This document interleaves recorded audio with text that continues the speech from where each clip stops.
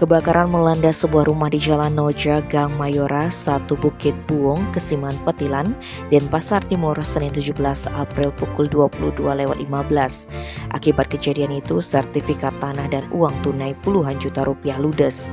Kasihumas Polresta Denpasar AKP Ketut Sukadi menerangkan, kebakaran pertama kali diketahui anak dari pemilik rumah bernama Ketut Pendi 33 tahun. Sementara pemiliknya Wayan Murdi 48 tahun, kala itu sedang tertidur di kamarnya. Sebelum si jago merah mengamuk, lampu sempat mati sekitar pukul 22. Pendi pun memeriksa meteran listrik untuk memastikan apakah pulsa listrik habis. Setelah dicek, diduga lampu mati dari PLN.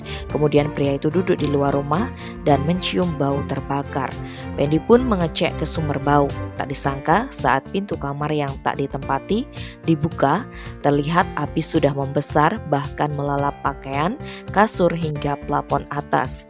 Pria ini lantas berteriak dan membangunkan penghuni rumah.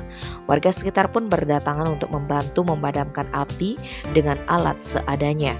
Namun api makin membesar. Menerima laporan sekitar pukul 22.30, pemadam kebakaran Badan Penanggulangan Bencana Daerah Kota Denpasar mengerahkan 5 unit Brandweer atau mobil pemadam. Akhirnya si jago merah dapat dijinakkan sekitar pukul 23.15. Sayangnya seluruh bangunan berukuran 15 x 10 meter hangus. Tak hanya itu, 3 buah sertifikat tanah, 8 BPKB sepeda motor, 10 televisi, 4 kulkas pakaian, peralatan rumah tangga serta uang tunai 60 juta rupiah juga ludes. Tidak ada korban jiwa, tapi total kerugian belum diketahui.